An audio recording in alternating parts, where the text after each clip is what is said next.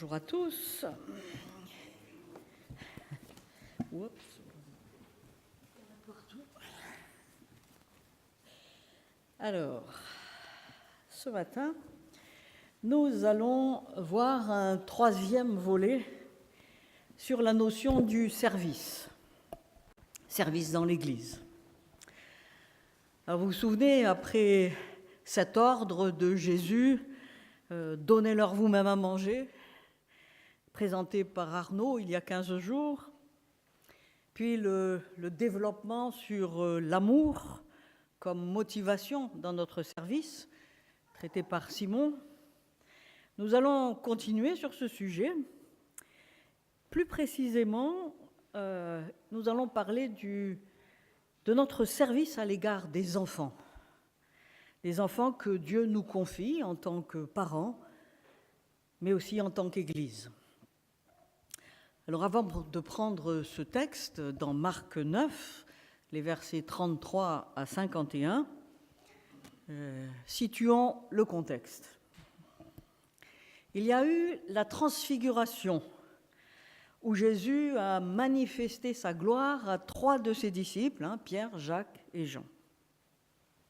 Et cet épisode est suivi par la guérison d'un jeune garçon démoniaque que les 9 disciples restés au pied de la colline n'avaient pas pu guérir.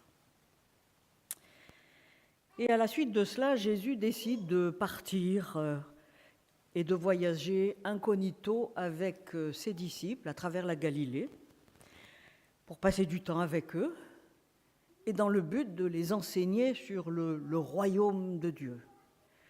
Probablement qu'il a repris avec eux les grandes lignes du sermon sur la montagne. Et c'est aussi à cette occasion que le Seigneur va parler pour la première fois d'une manière ouverte de sa mort et de sa résurrection à ses disciples.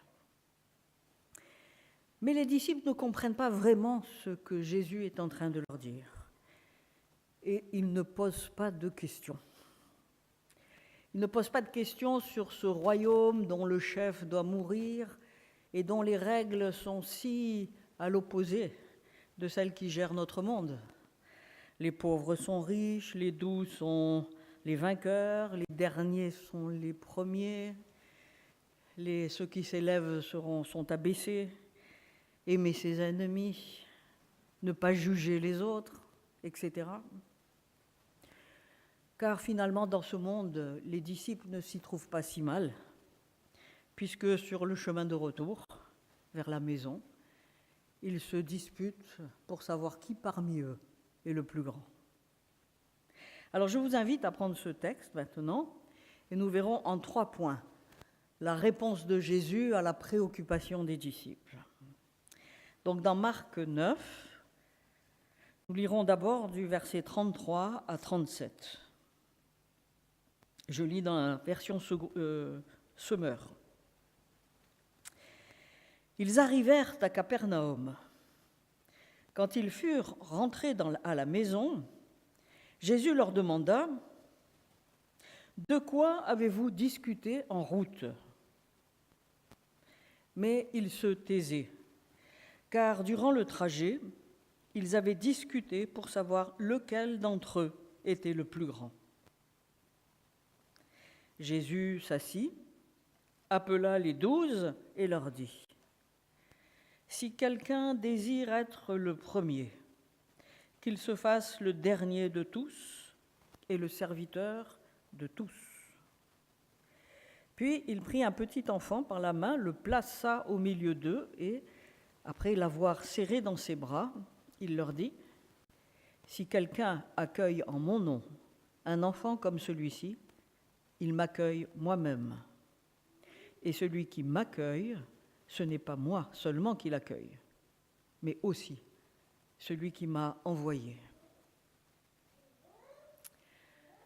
Alors les disciples sont gênés d'avouer l'objet de leur préoccupation parce qu'ils ont bien conscience d'être à l'opposé des pensées de Jésus.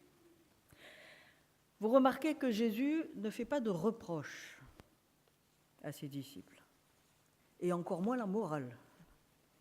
Il dit, tu veux être grand, c'est très bien, mais tu le seras en étant le dernier et non en voulant être le premier. Et Jésus va très loin puisqu'il ajoute qu'il ne suffit pas d'être le dernier, le moindre de tous, mais aussi serviteur. Et serviteur de tous. Pas seulement de ton patron ou de celui que la hiérarchie dans la société t'impose ou au travail. Pas seulement des riches, des gens importants, de ceux que tu as envie de servir. Non, non, serviteur de tous. Serviteur de ceux que tu ne choisis pas, de ceux qui ne t'apportent rien. Tu ne tires aucun avantage à les servir. Ils ne t'apportent rien comme, pour ta carrière, l'avancement de ta carrière ou pour ta notoriété. Non, serviteur de tous, du petit, du faible, du pauvre aussi. Serviteur des grands et des petits, serviteur des gens importants et des gens sans importance. Parce que finalement, tout le monde est important. Et Jésus illustre cette parole en prenant dans ses bras un petit enfant.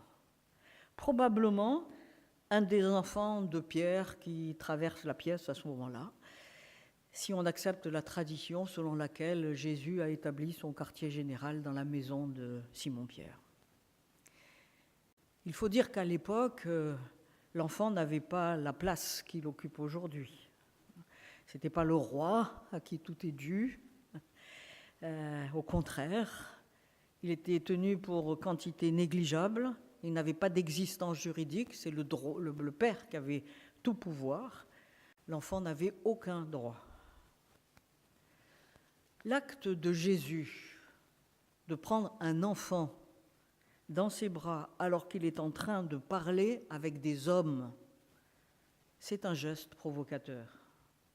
Mais il souligne par là la dimension insoupçonnée que Dieu fait à l'accueil des petits, aux enfants, aux sans-droit. Et Jésus dit « Quiconque accueille en mon nom un de ces petits me reçoit et reçoit celui qui m'a envoyé. » Jésus n'a pas honte de s'identifier aux petits, aux faibles, à celui qui n'a aucun pouvoir, aucune influence, aucun droit. Et il nous dit, et c'est notre premier point, que dans son royaume, le grand, c'est-à-dire le bon serviteur, c'est celui qui voit le Seigneur dans le petit, le fragile, et l'enfant en est un symbole. Accueillir un enfant, accueillir un petit, un sans-droit, c'est accueillir et servir Jésus, c'est accueillir et servir Dieu lui-même. Alors tout ça, on le sait déjà plus ou moins. Prenons notre deuxième point. Continuons notre lecture au verset 38 jusqu'à 42.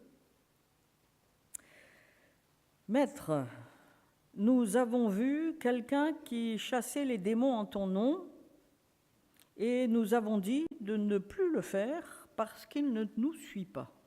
C'est Jean qui parle, pardon. Ne l'en empêchez pas, répondit Jésus, car personne ne peut accomplir un miracle en mon nom et aussitôt après dire du mal de moi. Celui qui n'est pas contre nous est pour nous. Et même si quelqu'un vous donne à boire en mon nom, ne serait-ce qu'un verre d'eau parce que vous appartenez au Christ, vraiment, je vous l'assure, il ne perdra pas sa récompense. Mais si quelqu'un devait faire tomber dans le péché un de ces petits qui croient en moi, il vaudrait bien mieux pour lui qu'on lui attache au cou une de ces pierres de meule que font tourner les ânes, et qu'on le jette dans le lac. Alors Jésus est interrompu dans son enseignement par Jean. « Maître, nous avons vu un homme qui chasse les démons en ton nom et on l'en a empêché parce qu'il ne nous suit pas. » Alors à votre avis, que vient faire cette remarque de Jean au milieu des paroles de Jésus? Quel est le lien avec ce que Jésus vient de dire. Vous avez une idée ? Moi, je vois aucun lien, si ce n'est l'expression « en mon nom ». Et Jean réagit à cette expression qui lui rappelle un événement particulier. Et c'est là tout l'art et le mystère des conversations. Et c'est comme ça que dans une conversation, on passe du coq à l'âne.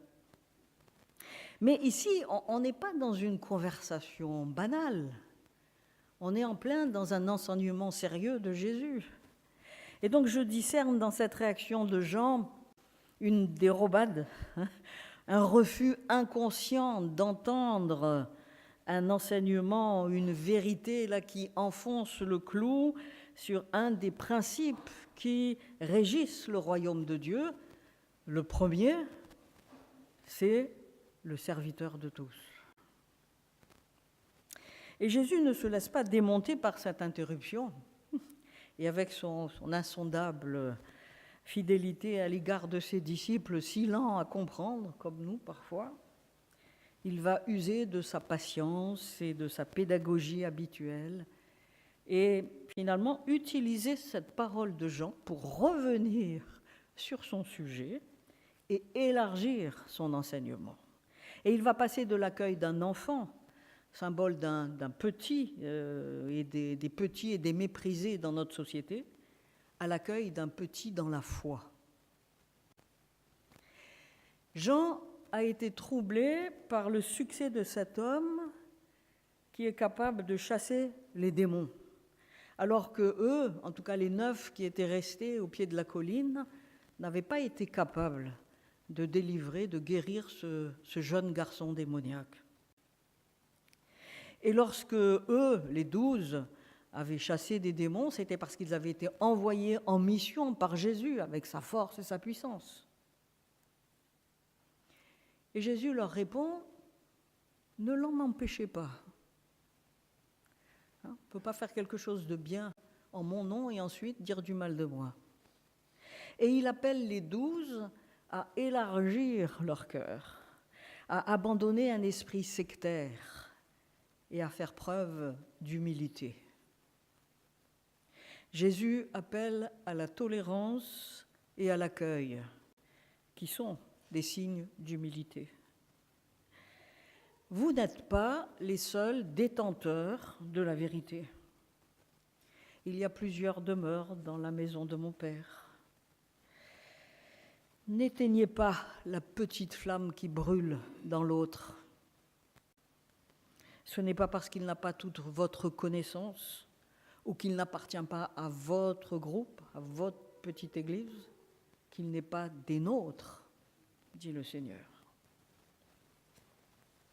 Et celui qui, en mon nom, donne un verre d'eau, un petit geste, reçoit sa récompense. Et celui-là appartient à Dieu.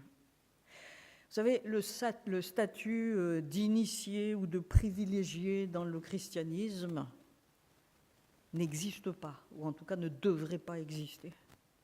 Tous les hommes sont au bénéfice de la grâce et de la révélation de Dieu. Et Jésus met en garde ses disciples, et il nous met en garde, nous ce matin, contre une attitude sectaire, contre un comportement raide, un comportement de rejet, qui peut faire tomber dans le péché un petit dans la foi, et qui naïvement et de bonne foi vit l'Évangile à sa mesure, à son niveau. Verset 42, si quelqu'un devait faire tomber dans le péché un de ses petits, il vaudrait mieux pour lui, mais qu'on l'en empêche par tous les moyens, une pierre autour du cou et hop, dans le lac. Mieux vaut mourir que de commettre un tel acte. Mais en disant cela, Jésus est assis au milieu de ses disciples et probablement qu'il serre toujours ce petit enfant dans les bras. Et cette parole nous renvoie, nous, parents, futurs parents, grands-parents, ou encore enseignants, ou tout simplement membres de cette Église. Cette parole nous renvoie à l'enfant dans notre entourage. L'enfant qui croit d'une foi enfantine et qui qui croit tout, qui croit tout ce qu'on lui dit. Et cette belle crédulité de l'enfant le rend fragile et vulnérable et nous renvoie à notre responsabilité. Notre responsabilité quant aux mots qu'on emploie, aux paroles, aux gestes, aux attitudes que nous avons à son égard, et aussi en général, parce que l'enfant nous observe. Quel exemple lui donnons-nous? Quel modèle sommes-nous pour lui? Oui, notre responsabilité est grande. Et Jésus nous interpelle et nous dit, et c'est notre deuxième point, que dans son royaume, le grand, c'est-à-dire le bon serviteur, c'est celui qui ne fait pas chuter un petit dans la foi, un nouveau converti, un chrétien qui n'a pas été au bénéfice d'un bon enseignement, ou un enfant, si vulnérable dans sa naïve candeur.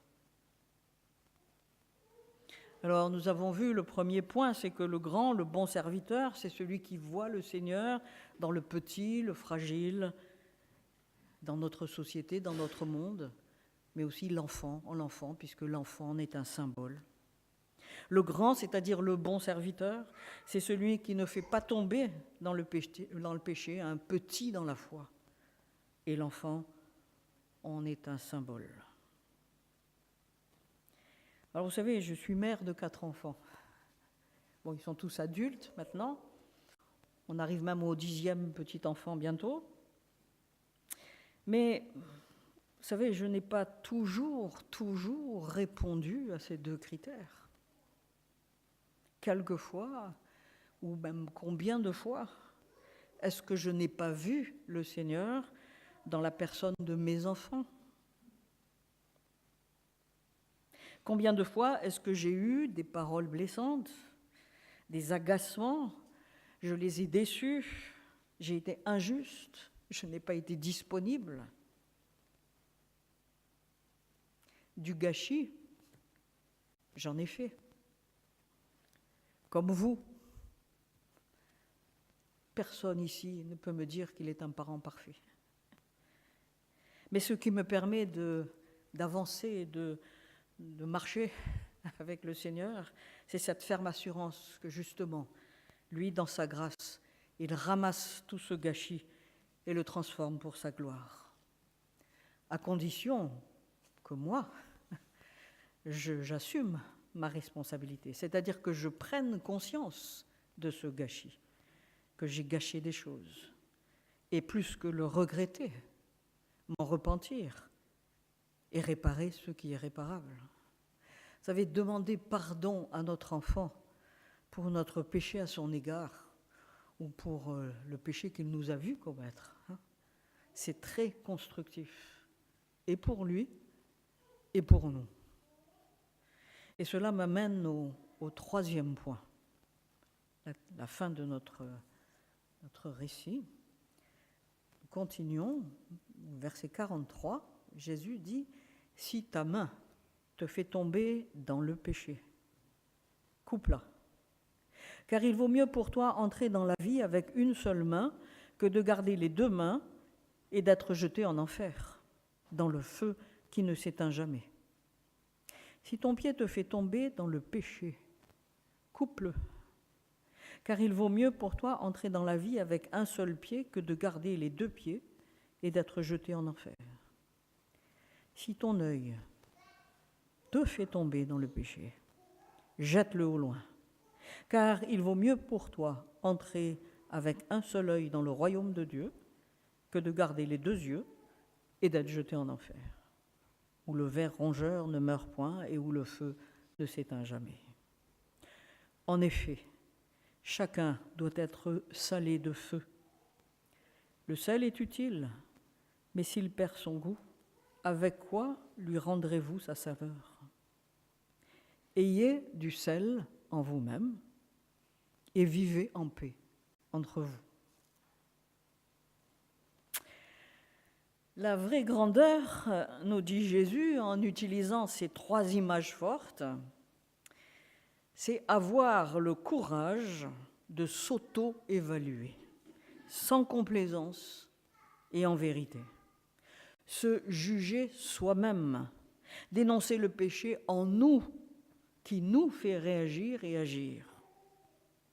Alors vous avez noté que le texte ne parle plus de faire tomber le petit, mais soi-même. Si ta main te fait tomber dans le péché, si ton pied, si ton œil te fait tomber dans le péché.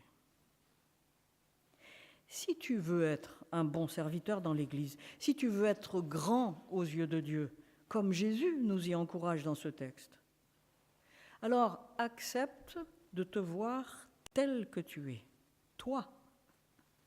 Ne rejette pas toujours la faute sur l'autre ou sur les circonstances, mais regarde toi. Par ces paroles, le Seigneur nous encourage à renoncer à une habitude, ou à un désir, une aspiration, ou à un péché. Il nous encourage à couper avec une certaine attitude, à nous débarrasser radicalement de certaines réactions, prétention, orgueil, égoïsme, critique, jugement, etc. On peut reprendre les paroles imagées par lesquelles Jésus s'adresse aux disciples et on peut dire que le grand dans le royaume de Dieu est borgne, manchot et boiteux, sans se figurer bien sûr, et peut-être pire encore en étant les trois à la fois et peut-être encore un membre en plus, parce que le grand, le bon serviteur, c'est celui qui sait se remettre en question et changer radicalement d'attitude et de comportement mauvais. Et Jésus va très loin. C'est un encouragement suivi d'un avertissement. Mieux vaut être borgne, manchot et boiteux, au sens figuré bien sûr, ne commencez pas. Mieux vaut être ainsi dans le royaume de Dieu, dans l'Église donc aussi, que de terminer en enfer. Car voyez-vous, la convoitise, l'orgueil, l'égoïsme, la recherche du pouvoir, symbolisée, on peut dire, par l'œil, la main, le pied, révèle la racine de notre péché, l'idolâtrie de soi, être préoccupé de nous-mêmes, de notre petit bonheur, et pas des autres.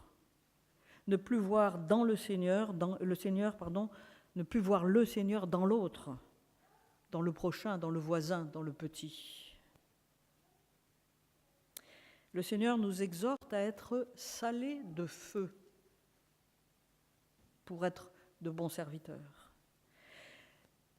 Il nous exhorte à laisser le feu de l'esprit agir en nous, nous purifier. Le sel, vous savez, à l'époque, ça enlevait la corruption. Il nous invite à nous laisser purifier par son esprit, à nous laisser convaincre de péché, à nous laisser nettoyer, on va dire étrier, couper ce qui n'est pas bon, encore et encore. Et alors nous aurons, comme le dit le verset 50, du sel en nous-mêmes et nous vivrons en paix entre nous.